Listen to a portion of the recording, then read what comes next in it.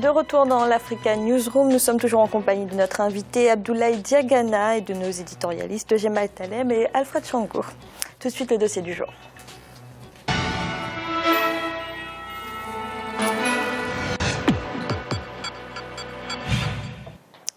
La pêche est le deuxième secteur de l'économie mauritanienne après les mines. Le pays possède en effet des eaux parmi les plus poissonneuses au monde, un potentiel que les autorités souhaitent mieux exploiter mais aussi mieux préserver. Un reportage de notre correspondant Franck Dauphin. En Mauritanie, la pêche représente le deuxième secteur pourvoyeur de l'économie après les mines. Elle contribue à hauteur des tiers des besoins du pays en devises. Avec 15% des exportations, le secteur halieutique est doté d'un potentiel nécessaire pour relever l'économie mauritanienne. 754 km de côte et un plateau continental s'étalant sur 34 000 km², la pêche représente une alternative à la croissance de l'économie en Mauritanie. Sardinelles, poulpes, fruits de mer de toutes sortes, les recettes de la pêche sont chaque jour importantes. Ce potentiel fait rêver les multinationales d'Europe, d'Asie et d'Afrique. Elles sont nombreuses à se ruer dans les eaux mauritaniennes avec la licence qui autorise la pêche, une pêche industrielle pratiquée aux côtés d'une pêche artisanale tout aussi importante. Au port de pêche de Nouakchott cet après-midi, la pêche est bonne. Aziz est membre de la Fédération des pêches de la capitale. Des jours de pêche aussi rentables que celui-ci, il en a l'habitude. Si la pêche est bonne, on peut arriver jusqu'à 500 tonnes ou même 600 par jour. Mais parfois, si le temps n'est pas bon, comme aujourd'hui, nous arrivons à avoir 150 à 100 tonnes à 150. Et ce poisson, il est destiné au marché local.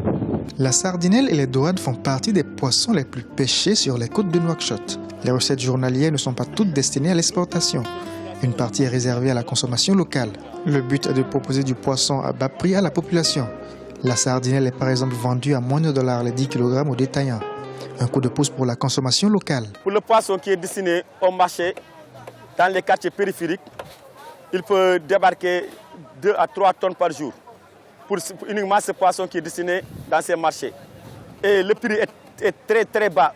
Ici, on achète le kilo à 20 ouguiya, ou moins même de 20 ouguiya. Mais arrivé là-bas, ils vont le vendre, ils vont pratiquement ne rien mettre, rien que le transport. Vous allez voir, ils vont prendre un peu de la glace. Et le poisson avec les employés qui sont là. Et tout ça, ils vont vendre le prix à 22 ouguiya le kilo. La pêche artisanale en Mauritanie est pratiquée par plusieurs dizaines de coopératives de pêcheurs présentes un peu partout dans le pays. Cette pêche emploie à Nouakchott, Nouadhibou ou encore Ndiago des dizaines de milliers de pêcheurs, pour la plupart mauritaniens, sénégalais, guinéens ou encore maliens. Diop dirige l'une des coopératives de pêcheurs de Nouakchott. Objectif de sa coopérative, donner de l'emploi aux jeunes chômeurs de la ville et approvisionner en poisson la population. Depuis qu'on a créé cette coopérative, ça fait 3 ans. Et depuis qu'on l'a créée, alhamdoulilah, on a créé minimum 3000 emplois. Et l'objectif, c'était de faire nourrir toute la population. Mais après, quand on fait nourrir toute la population, d'exporter soit par le moka, soit par la congélation. Sur les côtes de Nouakchott, la capitale politique, près de 3700 pirogues vont chaque jour à la quête du poisson. Chaque pirogue travaillant avec un nombre bien défini de pêcheurs. Dans cette pêche, c'est une grande pirogue. C'est une pirogue à base familiale, composée de 25 parfois jusqu'à 30 membres dans la pirogue. Parce que c'est 2 pirogues qui partent pêcher en même temps. Et en même temps, toutes ces personnes, à 80%, sont des pères de famille ou bien des gens qui sont à l'état de se marier. La flotte étrangère opérant sur les côtes mauritaniennes est très diversifiée. La Commission sous-régionale des pêches a estimé en 2011 à 344 le nombre de bateaux étrangers opérant au large de la Mauritanie. Afin de maîtriser le secteur qui pendant plusieurs années est resté en déconfiture, les autorités mauritaniennes ont mis en place depuis 30 ans la SMCP, la Société mauritanienne de commercialisation de poissons. Les réformes engagées par l'État depuis 2009 lui ont permis de reprendre la majorité du capital de cette société, qui était jusque-là sous le monopole du secteur privé. En 2011, nous avons eu 300 millions de dollars. En 2012, nous avons eu 340 millions. Bon, en 2013, on a eu un peu moins de 300 millions, mais c'était lié à la conjoncture, à la crise financière que vous connaissez, qui s'est passée en Europe et même au Japon. Mais depuis la reprise un peu, depuis le début de l'année, les prix sont en train de reprendre. En plus de ce que génèrent les accords de la Mauritanie avec l'Union européenne, la Chine, le Japon et quelques pays d'Afrique, la pêche permet à la Mauritanie d'engranger en moyenne 350 millions de dollars américains chaque année. Avec l'Union européenne, l'État mauritanien avait signé des accords de pêche en 2012. Ces accords qui expirent au mois de juillet 2014 donnent lieu à de nouveaux accords pour les 2 prochaines années. La Mauritanie dispose des moyens nécessaires pour faire respecter l'activité de pêche dans sa zone exclusive économique. Vous savez, pour la Mauritanie, l'Union européenne est un partenaire stratégique. Et donc cet accord est un accord stratégique pour la Mauritanie. Des orientations ont été fixées pour permettre d'avoir un accord au grand bénéfice à la fois de l'Union européenne et de la Mauritanie.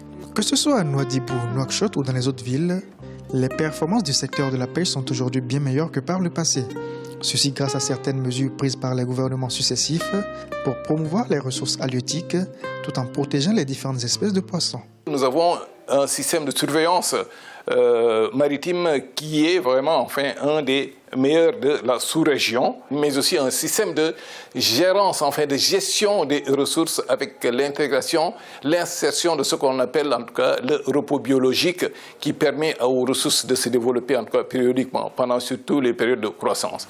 Afin d'éviter la surpêche, les flottes étrangères ainsi que les pêcheurs artisanaux sont chaque année appelés à diminuer leurs activités pendant une période définie par le gouvernement en collaboration avec l'Institut mauritanien des recherches océanographiques et des pêches.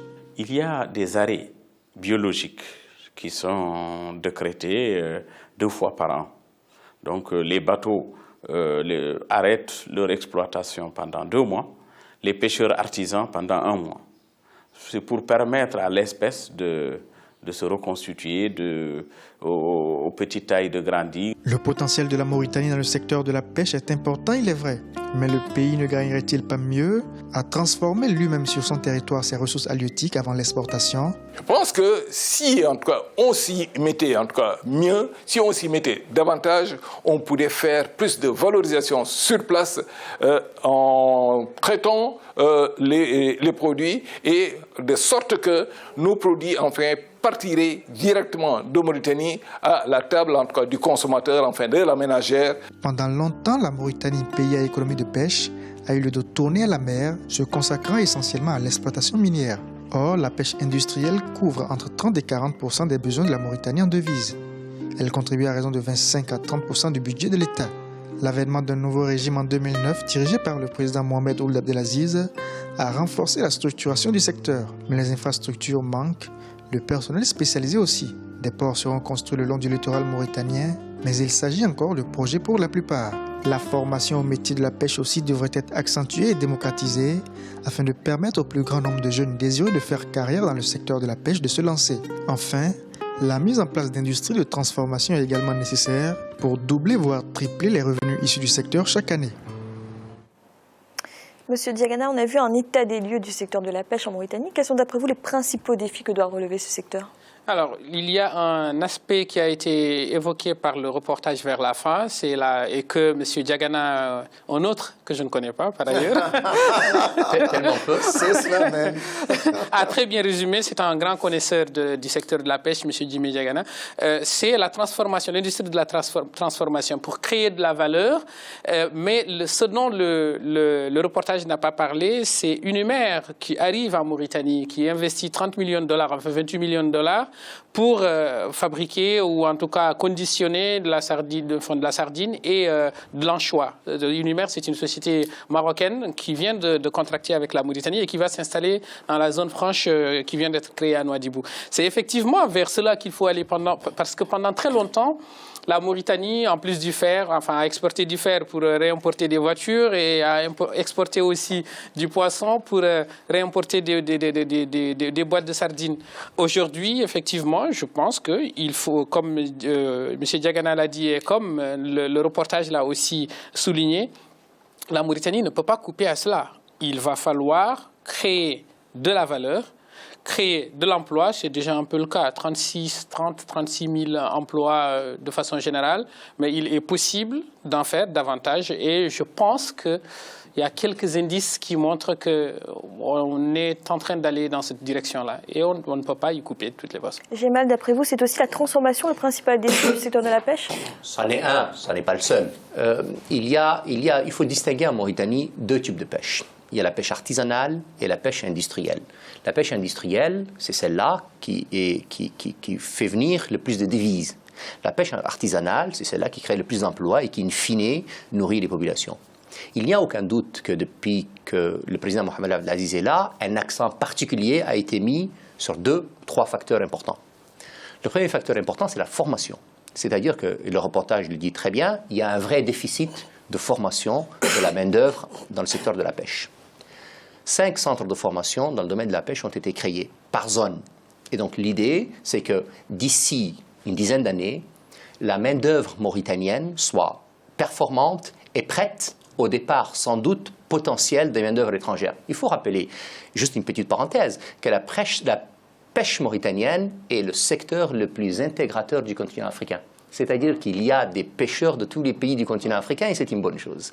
Et donc, la formation sera, de mon point de vue, un élément important. La deuxième chose qui a été mise en place par le gouvernement mauritanien, c'est l'accès aux populations de l'intérieur du pays aux poissons. C'est-à-dire que la Mauritanie est un très grand pays, donc géographiquement parlant, mais aussi pour le reste, mais en tout cas géographiquement parlant, et de Nouakchott à Néma, aller amener des poissons, ce n'est pas toujours très facile. Et donc là, le gouvernement a mis en place des centres pour la vente du poisson avec des camions frigorifiés pour acheminer le poisson jusqu'au nord-est et parfois le sud-est du pays, donc le plus lointain.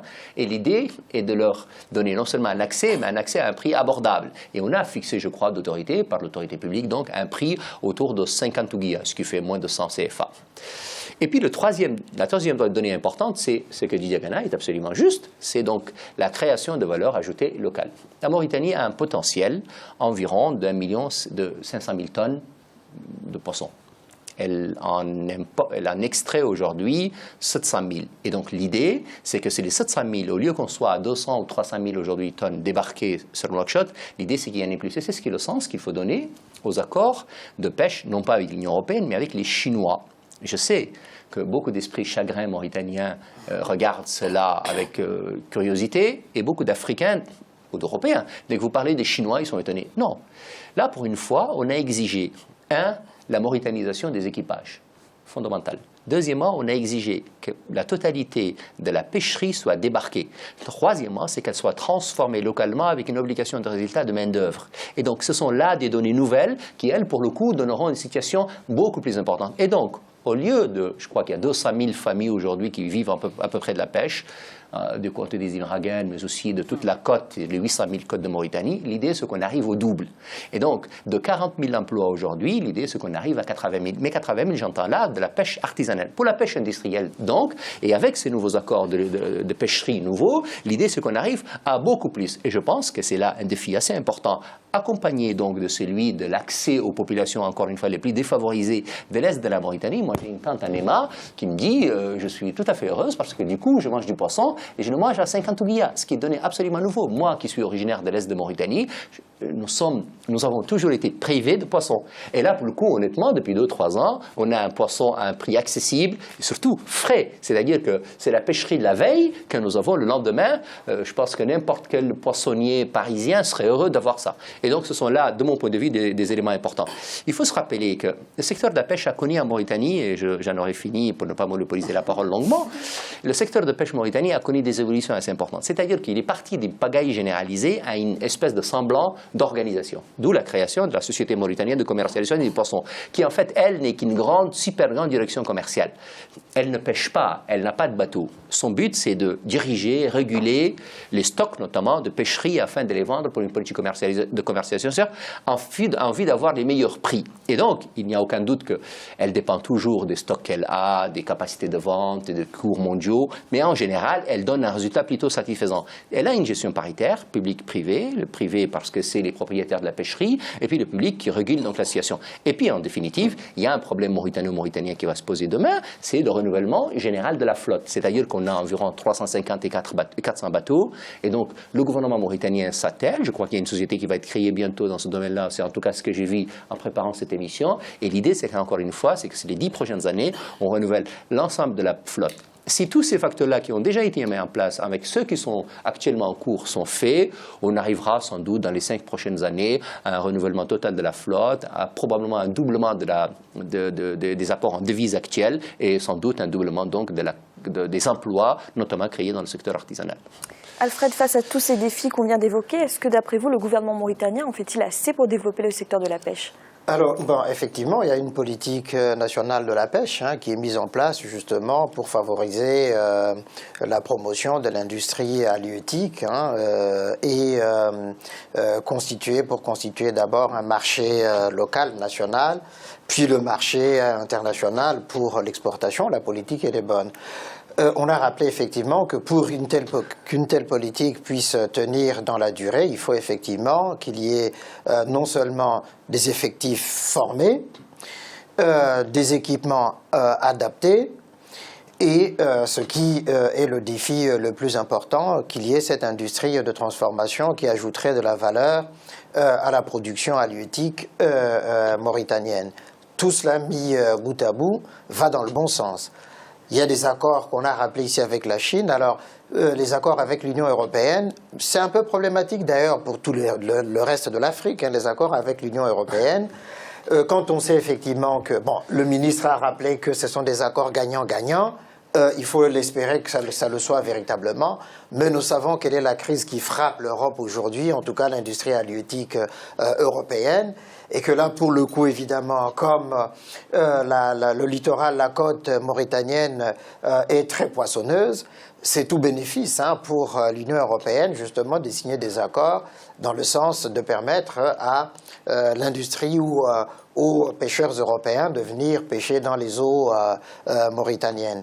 Mais il faut être vigilant pour éviter justement de se faire étrangler ou manger complètement. En tout cas, pour moi, la politique qui est menée aujourd'hui va dans le bon sens. Allez-y, monsieur Diagana. J'aimerais réagir par rapport à ce que Taleb a dit et Alfred aussi sur deux ou trois petits points. Déjà, le premier, c'est vrai que le secteur de la pêche en Mauritanie, il est intégrateur, ça, effectivement, je vous le concède. Mais on sait qu'il y a une volonté de nationaliser tous ces postes-là et ça a posé un problème avec notamment les pêcheurs sénégalais. Dans l'esprit, même si moi, je suis plutôt favorable à ce qu'il y ait une ouverture, la preuve, c'est qu'on a été bien accueillis ici, pourquoi pas le faire en Mauritanie, quand même. Cela étant, le fait qu'on ait demandé aux Sénégalais de se mettre en retrait un peu, ou à la limite, on va dire, le fait d'avoir voulu promouvoir l'emploi mauritanien, ce n'est pas mauvais en soi. Seulement, ça a été fait sans préparation, quasiment du jour au lendemain. Ça a failli déstructurer un peu le secteur, surtout de la pêche traditionnelle. Donc, c'est juste ce bémol-là que je voulais avancer. Donc, la formation aurait dû être mise en avant et la transition mieux préparée. Pour ce qui est des esprits chagrins que tu as évoqués, je sais à qui tu penses, généralement, ce que ces esprits-là ont soulevé comme question, c'était les conditions dans lesquelles l'accord a été fait. Les populations voulaient, ou les citoyens, certains en tout cas, voulaient juste comprendre quelles sont les conditions, est-ce qu'il y avait les conditions de transparence requises pour que ce contrat-là puisse se faire. En sachant qu'il y a certains points que tu as évoqués, notamment l'obligation de débarquer, le poisson, les résultats, la collecte, la pêche, si tu veux, et l'équipage à hauteur de 60%, ça, c'est l'accord ou les accords avec l'Union européenne qui les ont fixés et qui les ont rendus obligatoires, y compris avec les autres partenaires étrangers, ce qui est en soi une bonne chose. Dernier point. Effectivement, aujourd'hui, il faut s'en féliciter. La Mauritanie est en train de reprendre en main le secteur de la pêche. Ça, on ne peut pas le nier, même si on est un esprit chagrin. Mais la réorganisation, elle est encore récente. C'est une très bonne chose. Il n'y a qu'à voir comment on réagit vis-à-vis.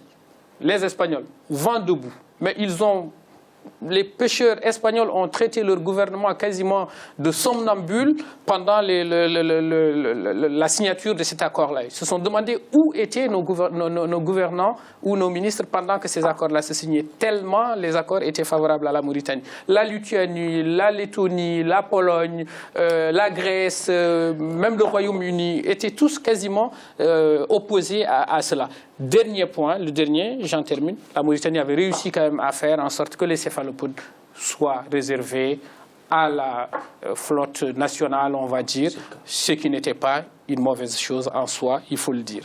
J'ai mal une réponse à alors, M. Diagana. Évidemment, ce que dit Diagana est en partie vrai, je suis moins d'accord avec lui sur un point. J'y reviendrai tout à l'heure. Les accords entre les pays africains et l'Union européenne en général se font en général à l'avantage de l'Union européenne. En Mauritanie, ce fut le cas pendant très longtemps. C'est-à-dire que c'est bien de mauritaniser quelques bateaux, mais ce qui est grave, c'est qu'on ne débarque pas la flotte chez nous. Et donc, ce que l'Union européenne interdit chez elle, elle le fait ailleurs. Ce que l'Union européenne dit sur les côtes bretonnes, sur les côtes normandes, il n'y a plus beaucoup de poissons. Enfin, sur les côtes marseillaises, elle ne le pratique pas chez les autres. Et donc, le gouvernement mauritanien a posé une première chose. S'il vous plaît, un arrêt biologique de 4 mois. S'il vous plaît, laissez notre ressource se régénérer, ça ne fait pas de mal. La deuxième chose, c'est que nous allons essayer de voir de plus près qu'est-ce que vous pêchez chez nous, qu'est-ce qui vous est interdit et comment surveiller un peu notre flotte. C'est ce que le gouvernement mauritanien actuel fait depuis 5 ans. Et c'est une bonne chose, on ne peut que s'en féliciter. Absolument. C'est de la Mauritanie, c'est la Mauritanie de l'équipage. Moi aussi je suis, et Dieu sait qu'on le sait sur cette émission, je suis très intégrateur en Afrique. Et je pense que c'est une bonne chose. Sauf que la réalité est telle qu'il y a des pays et des nationalités. Et donc, les Sénégalais avaient un trust. Évidemment, sans doute. Et les Sénégalais avaient un trust, c'est la pêche en Mauritanie. Moi, je pense qu'ils sont les bienvenus et que, pardon, Sénégalais et Mauritaniens, on se ressemble tellement qu'on est proches et qu'il ne faut pas faire de différence. Toutefois, c'est que si la pêche était sénégalaise et qu'il y avait des Mauritaniens, les Sénégalais auraient demandé qu'il y ait moins de Mauritaniens. Que les Mauritaniens fassent un peu de réciprocité, ça n'est pas dramatique. Pour donc, le dernier point, c'est les accords de pêche avec les Chinois.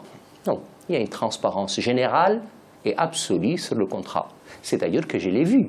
Et il n'y a pas de discussion là-dessus. Ça veut dire quoi? Ça veut dire qu'en gros, nous demandons aux Chinois de faire ce que nous n'avons jamais par le passé demandé aux Européens. Nous exigeons des Chinois ce que nous n'avons jamais exigé des Européens. Désormais, les Chinois, quand vous venez chez nous, créez de l'emploi mauritanien, pas chinois. Deuxièmement, débarquez un peu chez nous. Troisièmement, créez une usine de transformation chez nous. La dernière usine de transformation en Mauritanie date des années 80, la CGP. Depuis, on n'en a plus connu. Et donc, désormais, nous demandons cela aux Chinois. Et donc, si le gouvernement mauritanien actuel mène une révolution dans le domaine du secteur de la pêche, on ne peut que s'en féliciter. Et en tout cas, je pense que Diagana et moi, nous en félicitons absolument. Absolument. Merci, messieurs. Un rappel des titres qui ont été développés en début d'émission. Le président de l'Assemblée nationale ivoirienne, Guillaume Soro, est en visite au Cameroun. Mercredi, s'est adressé aux parlementaires camerounais. Les députés du SDFE ont quitté l'hémicycle. Et au Sud-Soudan, un nouvel accord laisse entrevoir une possible sortie de crise. Le président Salva Kiir et le chef de la rébellion Riek Machar doivent former un gouvernement de transition d'ici 2 mois. Nous allons marquer une nouvelle pause dans un instant, la 3e partie de l'Africa Newsroom.